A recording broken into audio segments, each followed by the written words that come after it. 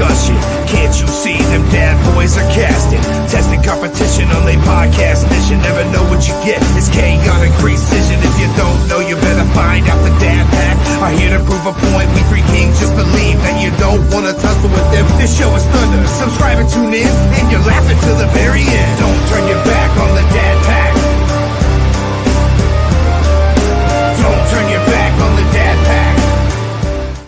Put the kids to bed, dance home. We are the DWO podcast, representing the dad world order. I am the handsome head of household, Mr. Magnificent Mike Martin. And with me, as always, the rest of this patriarch pack. We got, way over there, big bad bearded daddy himself, Big Rig Eric Murphy. Honk if you hear me, baby. Let's go. Oh yeah. And he is the perpetual mid-Carter and the two-time world record holder. He is the wrestling t-shirt guy, Bocephus. Cowabunga indeed. It is day 942. 42, just 60 some odd days away from hitting day 1000. And I brought out a controversial shirt tonight. Vince McMahon's "This is such good shit" because this is such good shit. Big Rig, tell him why.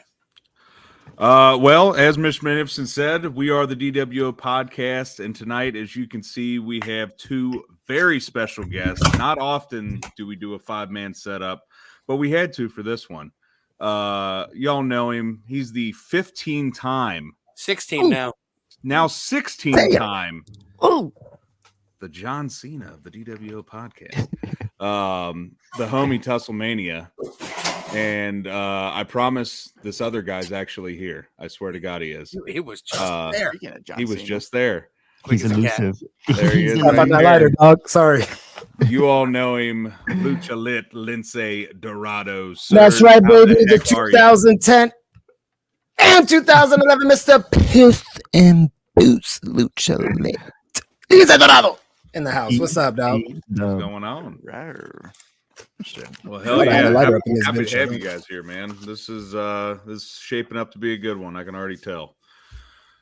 Yeah, man. Tuss, it's been a minute, dude. Yeah, bro. What's going We had on? a whole month with no Revolver, bro. I'll be honest with you guys. I've been jonesing. sad. Right? I've been sad about Hey, it. but we get two soon. Oh, Back we to got back. two back-to-back very soon. Hell so yeah. We are Being we're gonna heavy. see you there, Mhm. Mr. Dorado. I will be wrestling. Well, I'll be fighting at the Fight Club Lindsay will first. be wrestling You and doing fighting. you on Yo, both I'm shows? excited for that fight one, bro. You know, I've Yeah. been wanting for a hot minute to do like one of those like shoot fight ones, like whether it's Yeah. real or pro wrestling. So Revolver pulled the trigger, was like, yo, we want the first luchador, in the Fight Club. What's up? And I said, say less. And we actually, bro, I have such good ideas, so I'm gonna tell you about it. Do I give it to y'all right now? Okay, so the one thing that we talked about dealing with the mask, and I hope that doesn't give too much away. I think that would be something really cool to talk about if you want to. That's Were all we I'll- talking about the fight modif- mask? That Yes. I'm gonna wear? Okay. Yes. Yeah, yeah. I'm gonna do that. I'm gonna do a special fight kit for that show. We're gonna do like a special. I don't know if I'm gonna do bikers or like some kind of like UFC style, something comfortable that I would do like normally in a jiu-jitsu. And then the mask is also gonna be special. My entrance is gonna be special. Like, yeah, oh my god. So nice. When Revolver told me about what they wanted to do and like how they were gonna make it as UFC as possible with like cornermen and all that, Tussle, my brain was like, Oh yeah. so instantly I was like ready to pull the trigger on like having a cool entrance, having a cool look, and like surprise the motherfuckers. Like, damn, this dude could actually like really go if he really wanted to. Like, people don't know my background is amateur wrestling since I've been 5 years old. I made it all the way to 18. I had a scholarship to Penn State if I wanted to, but I said no because I was already wrestling. Judo, I love judokuing, I love jujitsuing, like all that stuff. I like real fighting, so like this is a perfect match. And then the second part of that, I'm wrestling Gringo Loco. Like, we're gonna showcase Wait, art of Lucha Libre. Are you guys? You're wrestling? Are The you next fighting? day or the next show. Okay, I was just about to say. The you're not- afternoon show, yeah. The fight Yeah. one is at 3, and then Yeah. the other one is at night, the regular time Do slot. you So know who you're fighting yet? I don't I think don't. that's been announced. Yeah, I don't think they haven't announced anything besides maybe a couple of them. I think I know who I am going to be going against. I'm not too sure, so I'm not even going to put it out there yet. But either way, anybody that they announce, honestly, is going to be a banger. Yeah. We're I excited. don't even about know. it. I don't We even have know our if own you little versus area Gringos there. announced, bro. You might have just broke that news. No, but Gringo's not. I don't think Gringo's doing the Fight Club. I think he's just he's not. doing. Yeah, Correct. at least I don't know. The remix title match at Taste of Truth has been announced. It's on Facebook. Oh, okay. Yeah. Okay. And yeah, that's gonna go hard as fuck. I cannot wait for that. Yeah, the two match, or I'm sorry, not two match, the two shows that they put on. Obviously, they did one last October, and it was so much fun. And I love that it's not just two regular shows in a row. The first one is kind of a niche thing. Yep. Like back in October, they did the Women's Grand Prix, which was amazing. So I'm pumped for the Fight Club. I think it's going to be awesome. Yeah. The Yeah, in-between time is cool too. I like just chilling. The in between, we got a couple hours for the next show. Get to hang out. Plus, Revolver's such like it's honestly the best locker room. Like I've been every locker room possible. Revolver has the best locker room. We Like constantly hear that. We hear the word for real. family. Like it's super brotherly, brother and Yeah. sisterly. Mhm. Everybody goes hard. You know, the crowd is amazing. The atmosphere that backstage and in front of the audience is like you want to be on that show. You know, Yeah. like Yeah. I was on those Revolver shows before WWE, and then like after WWE, I wanted to be on all the Revolver shows. Like I was getting on Tussle and Revolver Management. Like, yo, man, what's up? I want to be there. I'm going to do this and that. And they listen, and they were the only people to listen to your boy and let me do some stuff. And I'm excited for the stuff that we're going to be doing pretty yeah. soon because that shit's going to be crazy. All of Who got this- a lighter? Damn it! all the Violince stuff, that shit was crazy. And that's like just like he's saying, creative freedom and letting him fucking go tell your story.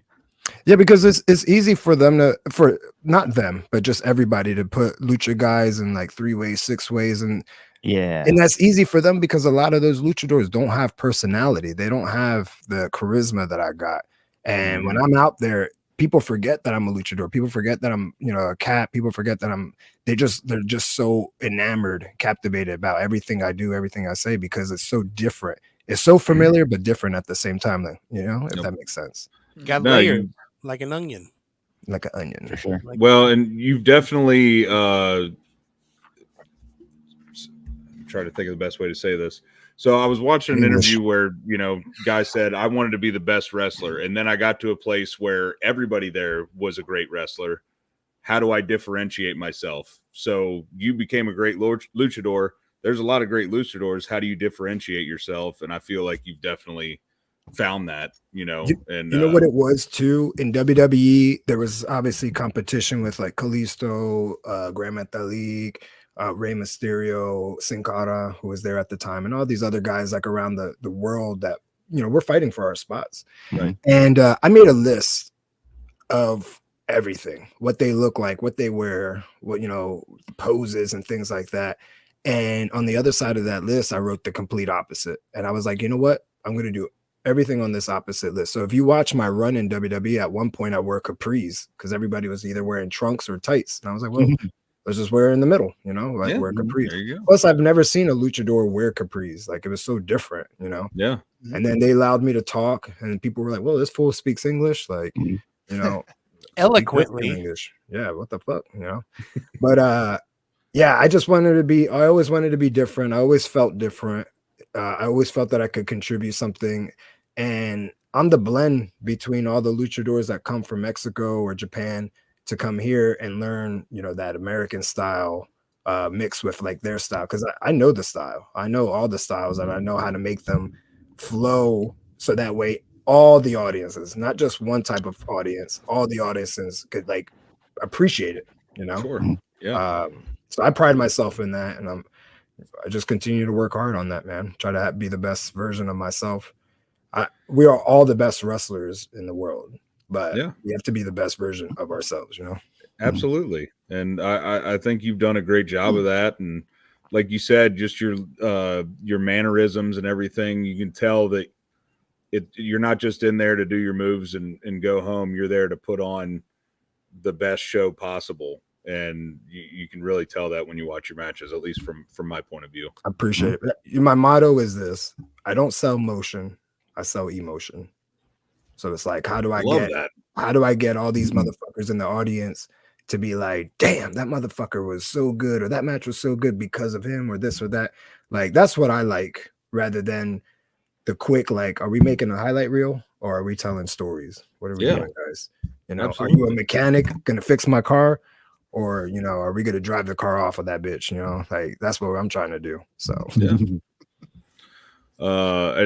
Like the match that you guys had at Cage of Horrors with Bang and Matthews, like obviously the four of you are extremely talented, and you guys could have gone in there and just, you know, done a bunch of moves and it would have been a good match.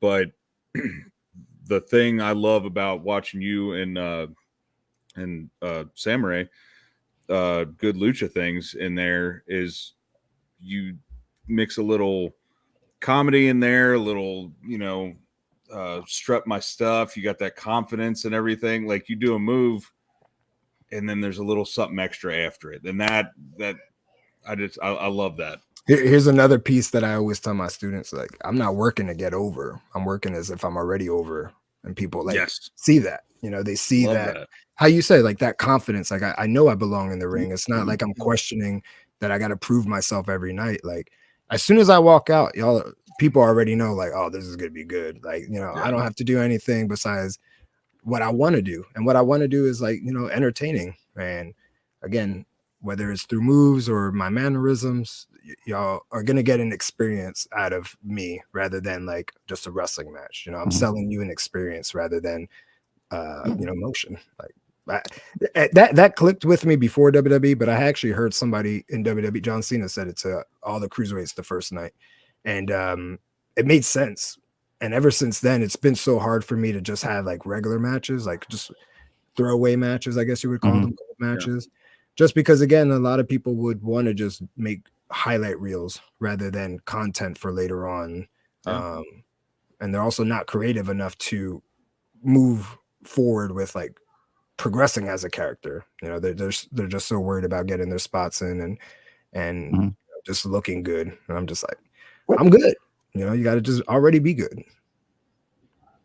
The move's going to look good. What can you do to separate it from all the other people that do moves similar to that or the same move? And I know we've said this about our dude Tussle here. You know, there's so many people out there that create, you know, highlight clips and stuff like that for indie companies, whatever. Tuss differentiates himself. That I've never seen any other video that is like Tuss's. So you're in that same vein of, you know, if Tuss is videoing you, yeah, he can video somebody do a moonsault all day long, but you go and do one and there's that little something extra after it. And that's what I remember. I think me and Tuss hit it off because of that. I even pulled him aside. Actually, you know what's funny? Sue Young hooked me and him up at a convention. Okay. And then after that, literally, we had like, I think I met him at that same convention. You were there. And we were talking for a little bit. We exchanged numbers. And then we were talking about like his content. I was like, man, this content's cool. You know, like fucking everything that you do is cool. Everything that you capture.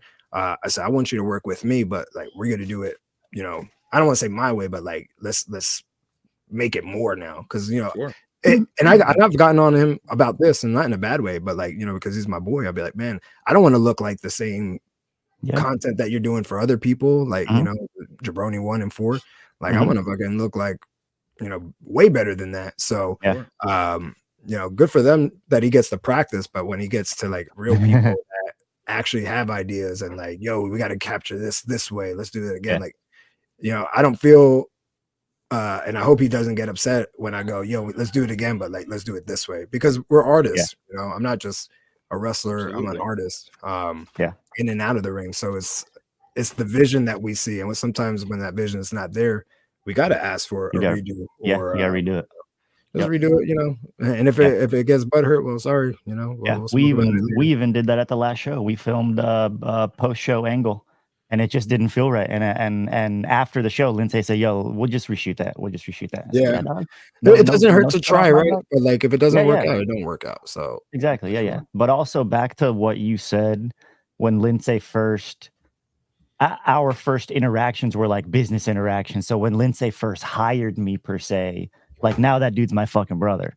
But when business end, like he was very business oriented, like right off the bat. And I fucking love that because this dude's taught me so much about business. It's insane. But he really did say that. He was like, yo, I want our stuff to be different. And that, like, I would fall asleep thinking about that. And I'll tell you right now, the reason why I even started droning wrestling was because of Lindsay. Because Lindsay literally said, what can we do that no one else is doing? And I was like, what can I do that no one else is doing? No one's fucking droning indoors consistently doing shit like that. And he's the reason why I fucking started that shit. So that dude, like, Hell yeah. that's like not only my brother, but like in a lot of ways my mentor. And like I learn a lot from this dude. We spend a lot of time together.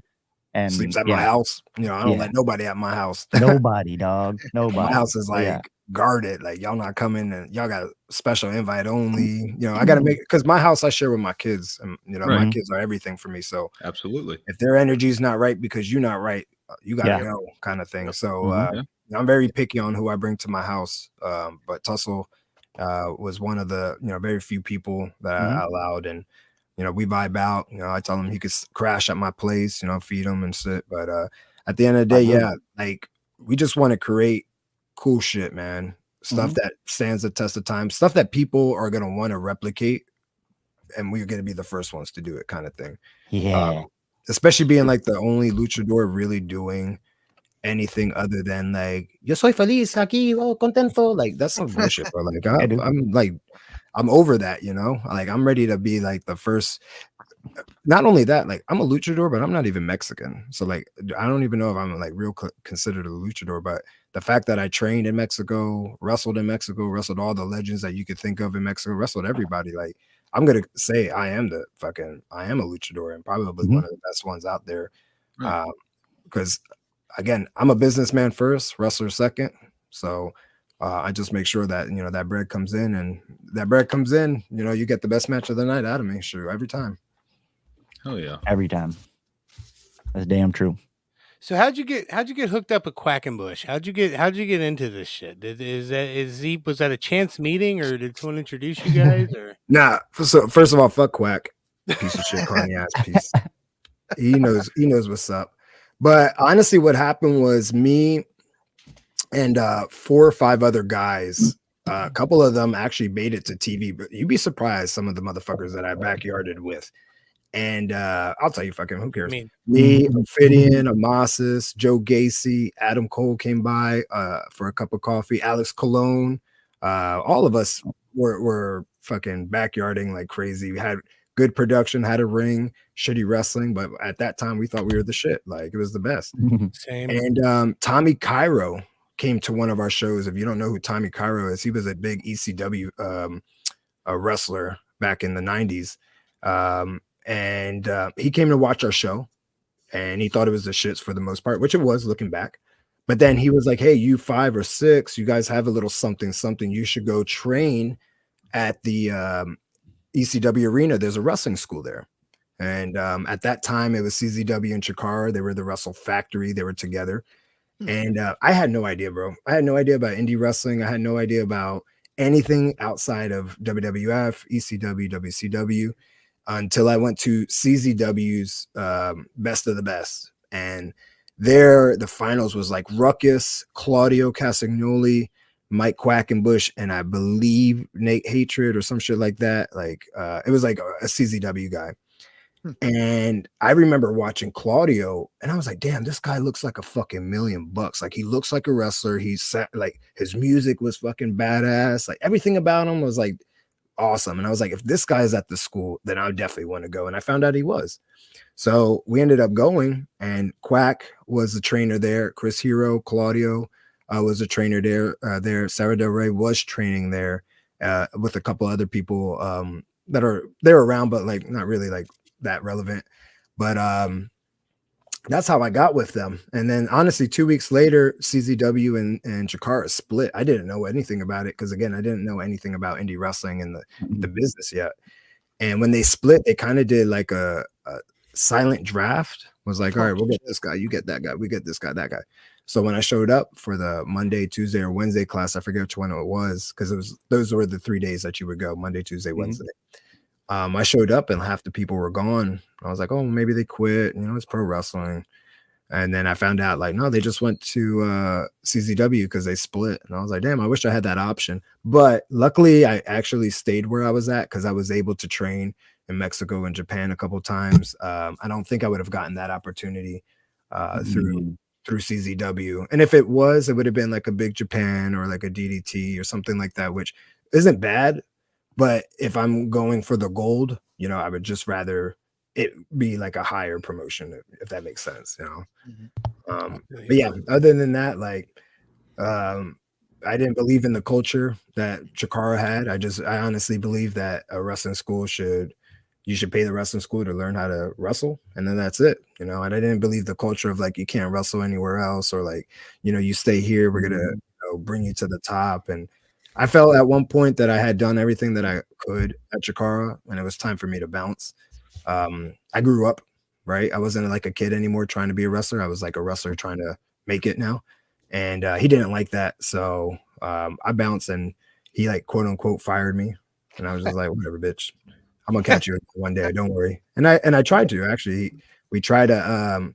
I tried to be an adult about it when we were in WWE at the same time because he was a guest trainer. And long story short, I had set up a meeting through management. And the day that we were supposed to have the meeting, he canceled and got fired for being Mike Quackenbush. And so every time I go to Philly, I always call him out. You know, I text him about, what's up, dog? I'm here. You know, left hand or right hand, you pick, because it's gonna happen one day or another. You know, on site.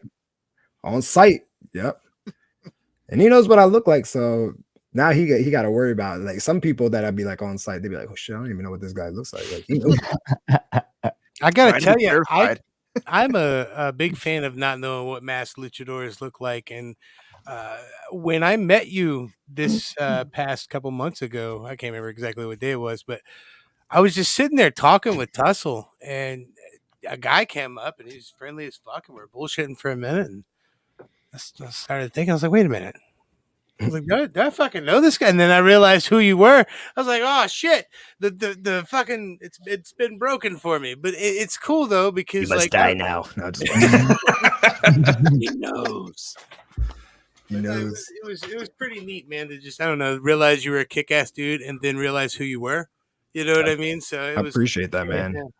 Yeah. I don't ever, especially like when I reveal myself who I am. Like if I meet you and if I say I'm Lince, it's probably because like you haven't made an impression on me. But if I say I'm Lince or my name, like that mostly means like, oh damn, I feel comfortable, we're cool and shit and like that. Yeah. And you know, I try to be as friendly as possible. You know, I don't know what kind of day you're gonna have or what day you're having, and I'm hoping to make it better, you know, whether it's intentionally or not. So it's easier to be nice to people, man. Like I don't want to walk around with an ego and people think like, oh, just because I made it, like I'm gonna be standoffish. Like, no, I want to know what's up. Like, who got the Smiths? Who want to hang out? Who want to talk?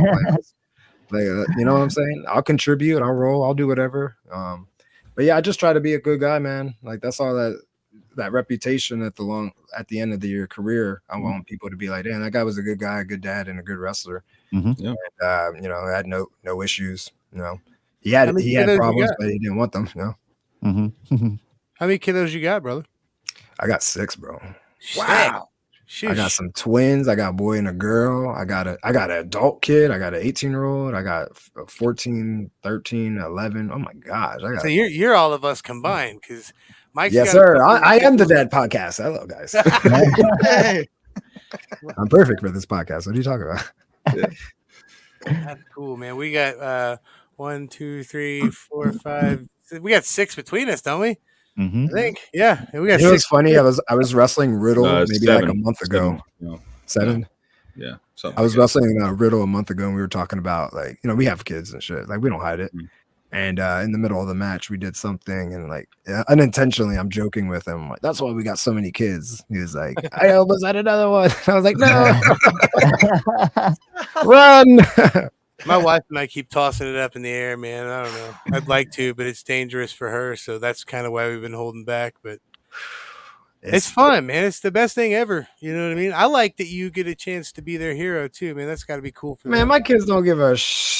They used to think it was cool. Now they think football's cool, man. Like, I mean, like soccer, like they don't really. They're so I don't even know what the word is. So cold to it because they've been in it literally since day one. Like, wrestlers coming in and out of my house to get gear. Charlotte, Bailey, Sasha, Rusev, all these people coming in my house, and they're like, "Oh my god, look at this guy!" And then out of the second time they meet him, they're like, "Oh hey, how's it going?" Like it's normal to them. That's what it is. It's just normal to them. Like, you know? yeah, desensitized to it a little bit. Yeah, super desensitized, but they get back into it every once in a while. And then when they do, they love it. Like, this is their life. Everything that has happened is because of this, and it's a family business. They help me make gear. They help me clean some stuff up. They help me out, at the end of the day. But going back to what we were saying, with the kids, like I read a good quote that said, you don't get kids when you want them, you get them when you need them. So, every one of my kids came in at the right time for me. So super blessed. I'm super blessed, man. Can't really complain, and everything I do is for them. It's fun, man. I like it. I like that. Like I said, whenever we have a dad on, it makes us feel like we're with kindred spirits. And we generally, like I said before we talked, we don't normally ask any cookie cutter questions, but we do have one question that's kind of dad centered that we ask every single person, whether they're a dad or not, when they come on the podcast. Mike, you want to hit him with the question, please? Yeah, hit him with the question, bro. Hit him with the question, bro. We like to be, know what kind of company we sit in. So, what do you keep your thermostat set to? Dang, that is a fucking the question of the question. Okay, I'm a tropical motherfucker. I'm tropical as shit.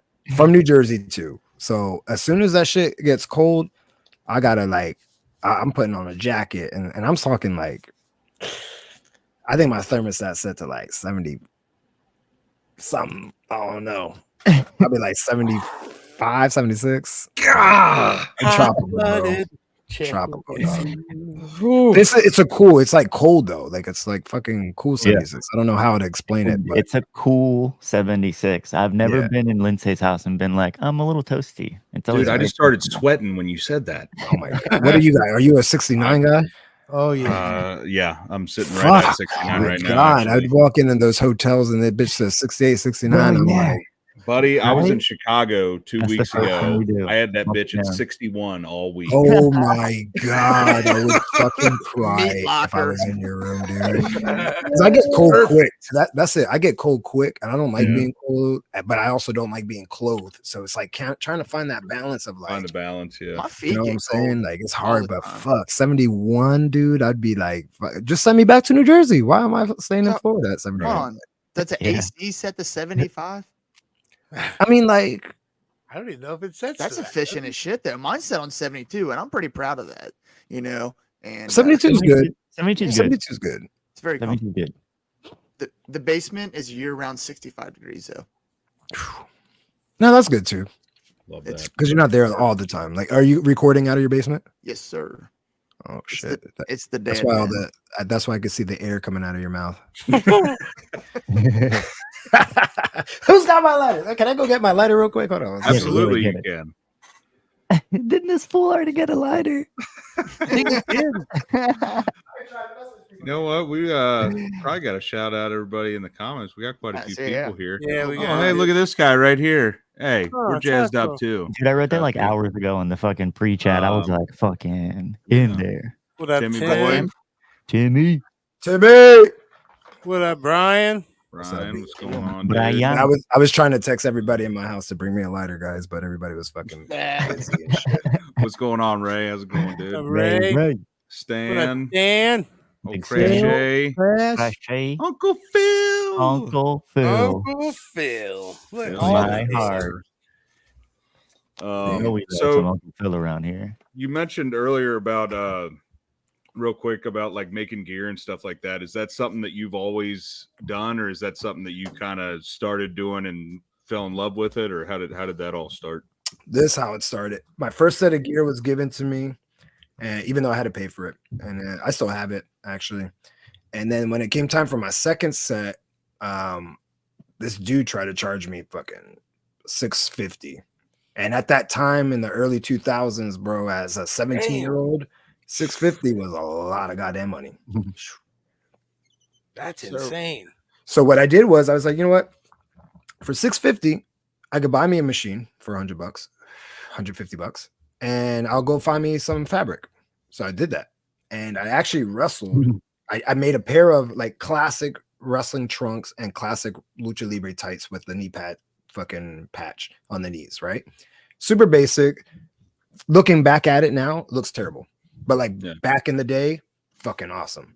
I even wrestled Chris Hero in the main event at one of the Jakar events wearing it in Connecticut. You can check it out. So you'll see it's gold trunks, gold knees, and black tights. I was wearing knee pads at that time because I think my bag got stolen. So I didn't have my boots. And ever since then, I was like, you know what? I can make this. You know, I can make this and I have to worry about time frames. I don't have to worry about certain things. And I can make it as fun as I want, which I did. Like all my gear's fire because I spent time on it. I put some time into it and I make it, you know. I make some other people's gear. Like right now I'm making Bailey's SummerSlam gear or SummerSlam jacket. Mm-hmm. Oh. For her entrance. And I've been making her gear since she was in NXT. Made hers, Charlotte's, Pac's, Sammy Callahan. He actually was the one that hooked it up for me to do all the gear for the boys and the girls. Like I said, Rusev, Lana, and then when I got to the main roster, like Chad Gable, before he got to the main roster, and a few other people. And then mostly me, you know. And I make it every once in a while if my boys are like, yo, I'm in trouble. I need fucking some gear for this big opportunity I got. I got you. Pay for the material, smoke me out, come hang out, and fucking let's do it together. And you know, it's not sometimes about the money, but I always tell people like you're not paying for the gear, you're paying for my time. You know, time is the valuable part, not the gear. But just know the gear will be perfect. You know, I will get it right for you every single time. Maybe not on the first time, but I'll give it back and I'll make it right the second time. So that's my motto. I just want to be one of those dependent gear persons for people. I don't want to stress myself out about making gear anymore. Like I have a very small list every time I make gear a month.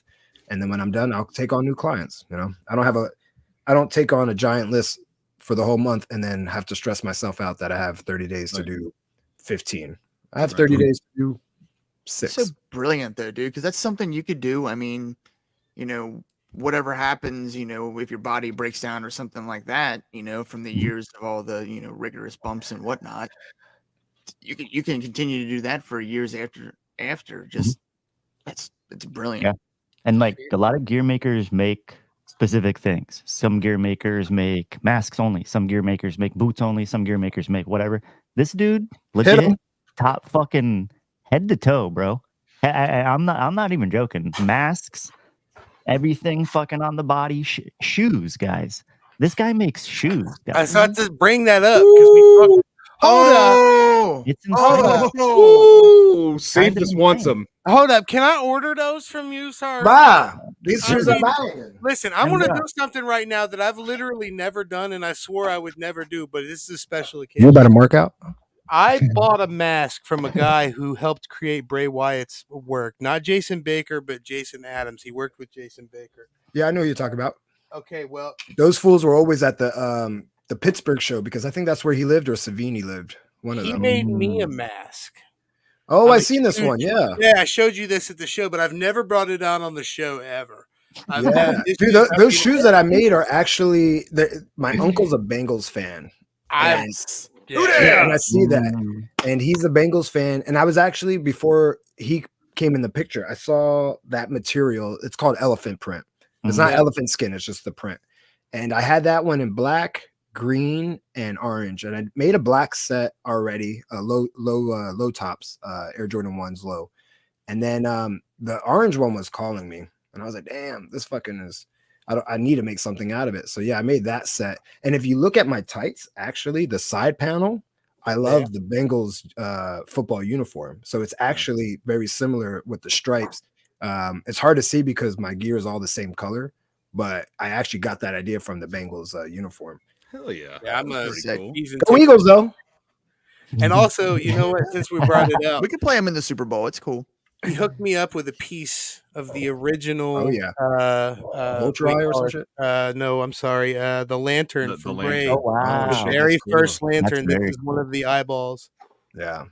That's pretty Bray cool. was such a cool dude, man. Pretty Bray cool. was so fucking cool, dude. Like, I did not see that dude mad once. Super creative. I watched him produce his own like segments, like the fire. Like he had other people help, but like to watch him say, "This is what my vision is," and then like him, like, bah, bah, bah, bah, bah, I was just like, "Damn, Tell me that's more. what it's fucking like to be a genius." Yeah, Like I right. thought I was a genius, but like really fucking lost before his prime, bro. He wasn't even in his prime yet. He Creatively. should have been making movies and shit, dude. Like, Well, that's what he wanted to do. I actually think he was like signed to do a horror movie. He was making a movie. He Yeah, was, right? There was a movie, yeah, that he was making. Yeah. He never finished it though, right? I don't think it, dude. I Yeah. don't think so. But there's got to be some footage somewhere, something salvageable. right? I don't know, man. Because he that was working with like a big producer, director, someone big, dude. It was definitely an honor to get a piece of anything from that, let alone a piece of an eye, because it was the first lantern they made, the initial prop. Yeah. That was an eye from it, and there's only those two in existence, and I have one. So, and these guys will tell you, Bray Wyatt for me was, I mean, not that I ever fell out of wrestling because I've been addicted since I first can remember, but Bray Wyatt reinvigorated a love for wrestling in me. You know, with the whole Swamp Father stuff. So that creativity is what I search for, man. I always tell people I'd much rather watch Santino versus anyone than Batista versus anyone. You know what I mean? Nothing against Batista. I love Batista. There's a lot of cool stuff about him, but I want someone who's going to entertain me and be creative and be different. You know what I mean? Yeah. And that's, give me some of that, you know? The other thing about, are you talking about Santino Marella? Yes, sir. Yeah. The other thing about Santino, and I found this out a lot, and I kind of relate to it a little bit. But Santino can actually, like, he's a shooter. Oh, yeah. Like, he comes from battle arts in Japan where he's originally trained, and those guys you won't call anything besides the finish, and you won't know the finish until you go out there where the ref tells you, hey, this is the finish. Boom, go. And you have like, go watch Funaki versus anybody from battle arts. That shit is nuts. It's what Fight Club is gonna be. Watch, y'all gonna love it. But Santino, like I said, he's a shooter. So when you have that confidence in your ability to fucking go out and fight and be okay going out on your back, you know, because you go and stand and bang, it's okay to have fun and make fun of yourself and shit, because nobody else can make fun of you the way that you can to that level and get away with it. You know what I'm saying? So that's why he's okay being who he is and the things that he does. And that time that I thought he was going to win the Royal Rumble, or was it the Elimination Rumble? No, it was the Rumble, the 40-man Rumble. Yeah, it was that one. The 40-man Rumble at the end with Del Rio. Yeah, I thought he was going to win it. I was like, I'm okay with it. I'm okay with it. Everyone was saying that at that moment. Like, oh, this even if he goes to Mania and loses, he made it to Mania and won the Rumble. I'm okay with it as a fan.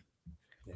But it's one of those guys. I don't know if you saw at the start where we talked about me being a mid-card champion for life, but I've got this here Intercontinental Championship tattoo because of people. I thought that was the real title for a second. You damn right it is the real title. Like, this fool been wearing this title this whole time? No, I have been. Because technically, yeah. Permanently. Hell, how long was that, bro? That's 2 4-hour sessions so far. We got one more to do the strap.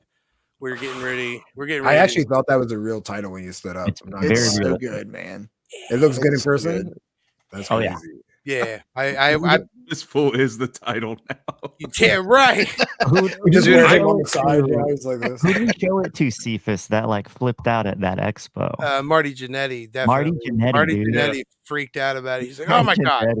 I gotta take pictures of that. He was taking photos with him and shit. It was hilarious, bro. I love it, man. It was funny too. We went and we did a photo op with Nick Nemeth, and he had the Squared Circle Expo Championship and the Yeah. IGWP Championship. And he was like handing a belt to them, and he was like, "I'm sorry, I don't have a belt for all you guys." I was like, "It's okay, I got my own." He fucking popped hard for it. He's like, "Yes, I didn't Cardona get and the them European did too. title, bro. yeah." He said Cardona and them popped for that too because you got on Yeah. their little podcast or their Oh, yeah. little Their stream for major that. figure. Yeah. Yeah, I just love fucking pro wrestling, man. The Intercontinental Championship has always been some of my favorite wrestlers. Like I said, I love a character. Like, so for me growing up, everybody was super into like Stone Cold at the start. I was more into, Jeff Jarrett beating up China. Not that I not that I condone beating up women. I just really Jesus. enjoyed Jeff Jarrett being a piece of shit. You know what I You mean? know, And I never had like a favorite wrestler growing up. Just like you said, I just loved wrestling. Everybody was so good to me. I knew who was good and I knew who was bad. Like, I knew who, but it was kind of hard to say that anybody was bad back in the day. Now I can go back and be like, damn, that match was shitty. Yeah. But for the most part, I'm like, damn, this shit is fucking awesome. Like, We made it a point to go back and just watch like classic stuff we remember, maybe haven't watched as an adult, with that, kind of wizened eye now, and just seeing stuff it is unbelievable how some stuff holds up so well and some stuff is like, wow, that would never get over today. Never. Yeah. It's like watching some old ECW pay-per-views, bro, and it's like some of the shit they were doing back there is still like very fucking cool, and you're like, man, I would still be entertained by that today, bro. Yeah. Yeah. Put Kimono One LA at the top, strip tease again. All day. I watch that shit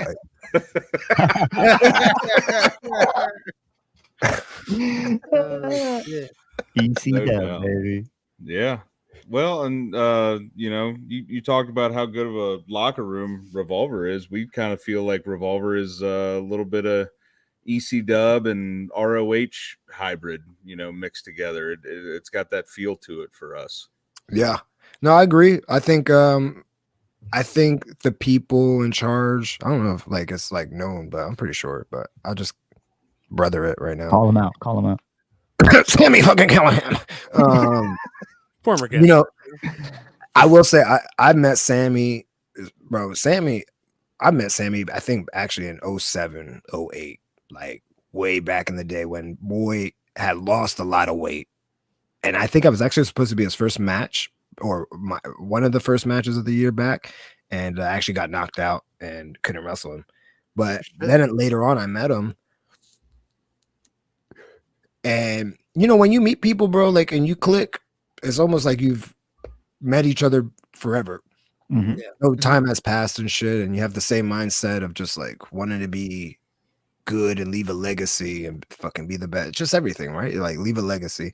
And Sammy was one of those dudes. And me and him clicked it because I wanted to be the same. And he also saw that I was different and fucking we were going to be the next crop of guys to help carry until the next people come, if there is. And he came from Ohio, but he moved a while to that Philadelphia area for when he was wrestling for CZW. And that culture is there. That culture screams ECW, every time that you're in any place in New Jersey or New York or Philadelphia, Delaware, Maryland, like that's just the kind of crowds that we grew up wrestling in front of and watching.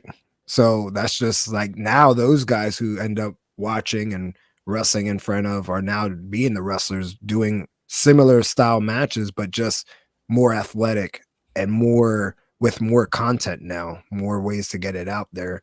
Sure. So at the end of the day, like I think Sammy is fucking the best, one of the best dudes, best brothers and shit. So I appreciate that fool. We've yet to meet anybody that said anything otherwise. The only thing I don't like about Sammy sometimes that fool sometimes don't be wearing drawers, and I be seeing him wearing some jeans. And I'm like, what the fuck, bro? I know your fucking hairballs right now are fucking chafing, like. But I know a lot of brothers like that shit. Like I just don't understand. But I know Sammy be wearing jeans. I be catching motherfuckers like, bro. I don't know if that's right.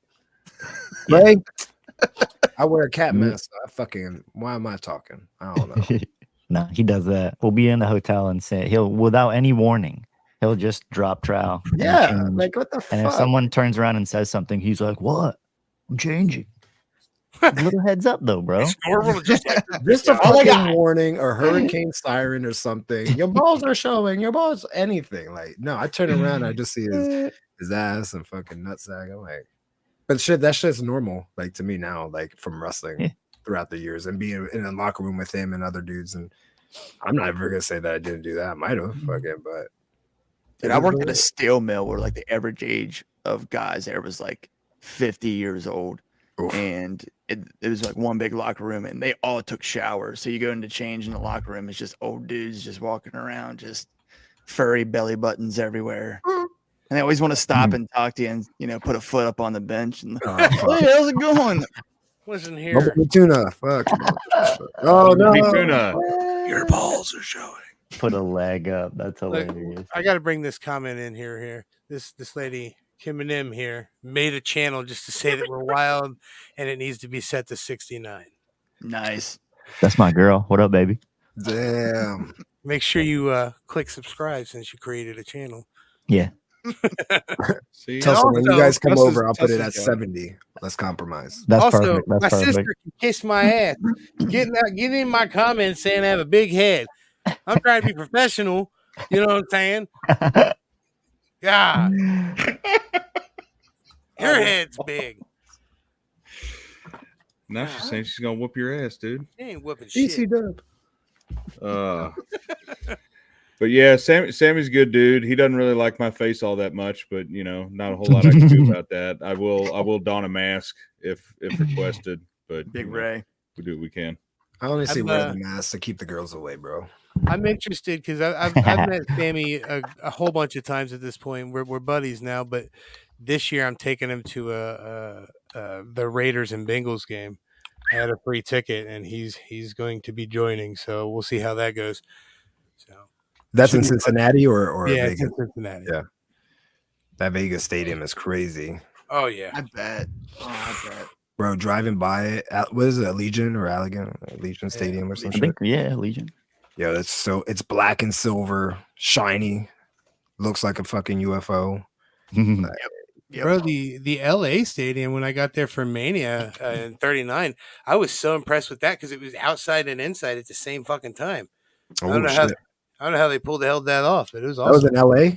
Yeah, it's I forget what it was called now, but it's the one that Jay-Z built or whatever. Oh well. That's what everybody kept talking about. The house that Jay-Z built. Yeah.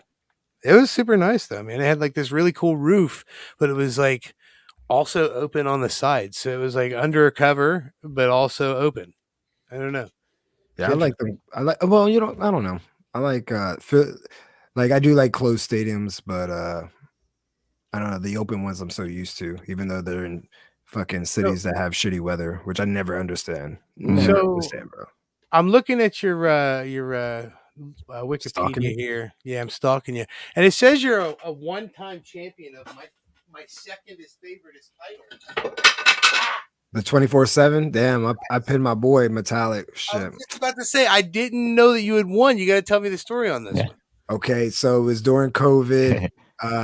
We actually had so many ideas for the 24/7. We knew it was, we knew not that it was lame, but we just knew it was like, I saw it as a segment, like an act. Yeah. Like everybody chasing something. It just happens to be a title. What's up, bud? Come here. What's up?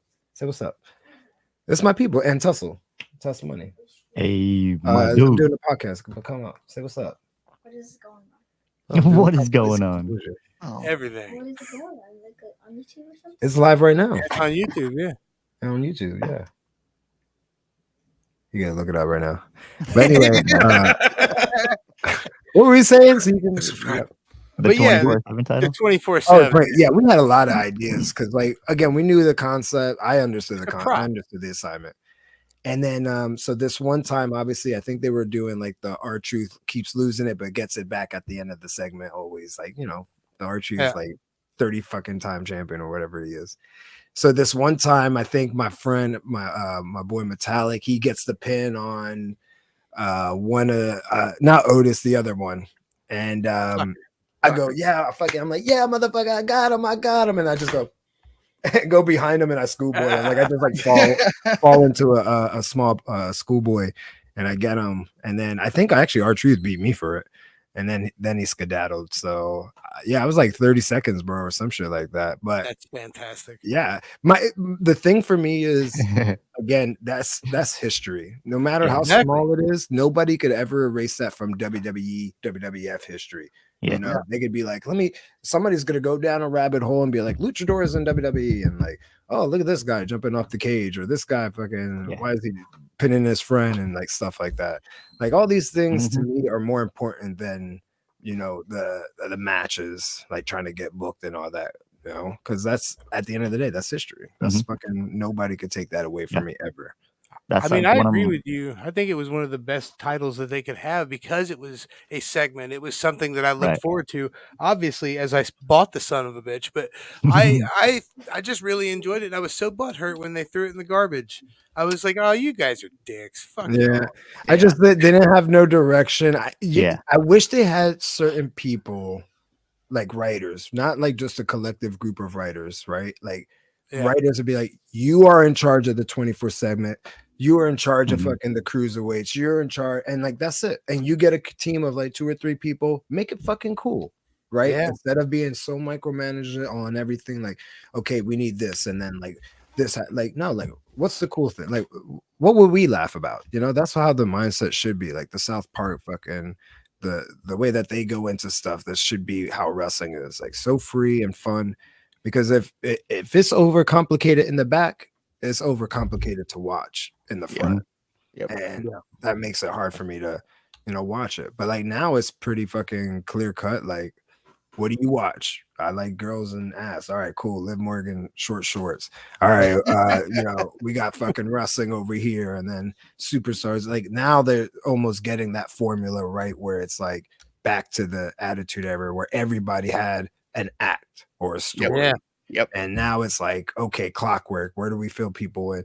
But it's also hard when motherfuckers don't have personality, and they got to be put in a group and be in the shadows of somebody else, and then get lost in the shuffle, and then eventually release. And then it's just like this big cycle that some of us can't break. It's almost like fucking real life like trauma and shit. But pro wrestling, that's what it is. I could see them bringing back the releases. 24/7 title. Like under the current regime, like I feel like they could. I don't know if Hunter understand liked it. No, I don't think so. Man, And I mean, only it's say not- that because a lot of Hunters, like I think Hunter is into entertaining stuff, but I think he sees that as like a waste of talent, like the waste of talent of the talent. Does that make sense?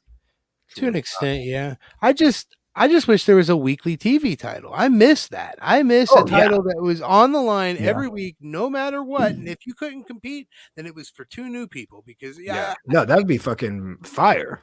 Yes. Fire. I think it'd be Absolutely brilliant. fire. I would watch that shit. That would make me like that. Almost now becomes the act on the show that can't be missed. Exactly. It's must watch. Who's going to come out and challenge him? It could be anybody, any company, any time of the night. It doesn't have to be a certain part of the like a specific part. Yeah. Now you have to watch it because now people are like, fuck, I want to watch this fucking TV banger that I know I'm going to get a banger. And, They almost flirted with it, making a couple celebrities here and there pop up and be a part of the 24/7. That almost like I kind of got what I wanted, where there was a level of you really don't know what the 24/7 is going to bring, Yeah. But, The one to Saudi Arabia was funny. yes. That one was funny because we legit were all sleeping. Most of everybody was hungover, the ones who drank. And I think Michael Hayes and another writer had the idea with Jinder Mahal to go steal the title from R-Truth, who was sleeping on the plane. And yeah, it was just, they were like, everybody's sleeping, we should just steal it. And somebody was like, let's film it. And that's how it happened, I believe. Because I was on that bitch in the back, fucking just laughing it up. That ride was crazy too. Oh man, Saudi Arabia. You see, man, that's the thing too. Like you got to go to freaking Saudi Arabia and wrestle and get paid for it. What can't nobody ever take that shit away from you, dude. That is a hell of a fucking thing to be able to Yeah, say. nobody can. I've been to places that I didn't even know that existed, or I would believe I could go to. You know, I used to be I was like one of them like people when I was younger that I couldn't go outside because it was like so dangerous. I lived in the hood and shit, so like books, encyclopedias and shit like that, because there was no internet, would fucking captivate me. Like a collage of books of information about everything and anything. You would see pictures and shit of countries that on the other side of the world, and not thinking like, how do you get there by plane or something? You know, it's crazy to go to these places that I once saw in a book as a child, and now as an adult, I can say that I fucking wrestled there and killed it like crazy. That's why when we flew out to LA for Mania 39 and drove back to Cincinnati just so we could. Oh my god, bro! Yeah, dude. But I did the Grand Canyon. I did Phoenix, Arizona. It was worth it. I would cry. I'm not a driver, bro. My back would hurt so fucking bad, dude. Fuck that. I would be the one that starts driving and 20 minutes deep. I'm like, it's the vibration, bro. I even before takeoff, I'm out cold. It's the vibration. It's something about the vibration that I'm just like, it's hard to stay awake. Like, and I'm trying to stay awake and trying to be a good brother and talking, but fuck, as soon as I turn my head and it's over. Cats have been known to sleep anywhere, bro. I was gonna say it's anywhere, for dude. sure. Anywhere, yes. No shame. Just 5-minute cat nap. I wake. We just see him in a box somewhere behind in Revolver. Yeah, Lindsay in a See me box. under the table or some shit. Like, yeah. Dude, those would be some pretty awesome segments, Tuss. That's an idea. That's not. We're getting There'd some be like a ideas. serious segment happening, and as the guy pans away, they see me like just sleeping. Yeah, just cleaning myself and shit. We're getting some ideas. Yeah, some ideas. That'd be awesome. Brilliant. Man, Lindsay, we've almost hit our hour already, man. But we gotta thank you, man, for coming on here. You are one half of the former Revolver Wrestling Revolver Tag Team Champions. I feel like I'm still the champion. What did you talk about, bro? Where'd former come from? Shit. My bad. I said it wrong. Wow, Listen, watch the product, bro. I'm there every week. I speak incorrectly sometimes, whether I mean to or not. Yeah. It's all right. Either way, I called the champ Austin Aries last show. Yeah, exactly. He called him Austin. He called Ace Austin Aries. So I think I can. Oh my gosh, come on! I man. know, right? We were like, To be clear, current Revolver Tag Team Champion. Yeah, current captain, team leader. Yeah, Either not my way. finest moment, boys. Not my funnest moment there, but you know what? It's been a I thought we were fucking boys, bro. Shh. Oh no, You got his that, dog. Yeah, we done. Well, hey, man, seriously, thank you so much for coming on. This has been an absolute blast. Tuss, as always, you are the fucking man. Can't wait for August 24th, dude. It's going to be fun. It's going to be fun to watch you, different styles in the same night. It's going to be You're going to be interesting. surprised how fucking I'm the Cactus Jack of all trades in wrestling. This bro. kitty's got Love claws. I'm pretty heavily involved with Lindsay's fight career too, so I might have to put the camera away for that match and just be straight up cornerman. Walk out with the fucking towel and just fucking be there for my dude. If you want to be a part of my entrance, bro, my corner, we can make that. You're gonna want my entrance alone. You already know, bro. It's gonna be so sick. I'll tell you it after if you guys want. I'll hand the boys the camera. We'll have the drone hovering, so it'll be captured. Yeah, it'll be good. That's exactly my sign I'm gonna have to make now. This kitty's got claws. This kitty's got claws. Love that. Oh my god. Yeah, I can't wait. If you can't make it to Dayton and see this happen live, you can check out Revolver on Triller TV. They've got a whole amalgamy of a library to check out. You can see how these gentlemen won their championships and didn't lose them because they're not former champions. I'm gonna go back and listen to them. Like, where the fuck? Watch the product. All right. Well, hey, thank you guys so much for coming on. As always, we've been the DWO podcast. I'm Big Rig Eric Maffey. He is Mr. Magnificent Mike Martin. He is the wrestling t-shirt guy, Cephas. He is the homie, the Briz, TussleMania, and he is the 2010 and 2011 Hey, Mr. yes, Pussy sir. Boots, Mr. Pussy Boots. Lucha Lit Lucha Lit. Lince Dorado. Thank you, sir. Thank you, all the dads on the podcast, man. Ooh, Fucking awesome. thank you. Appreciate C y'all. dub, man. baby. Thank you. C dub. Thank you, As Lince. always, check us out on all the social media. Like, subscribe, hit that follow button, all that good stuff. Get that dad merch at Pro Wrestling Tees and T Public, or message us directly. And until next time, top dads out.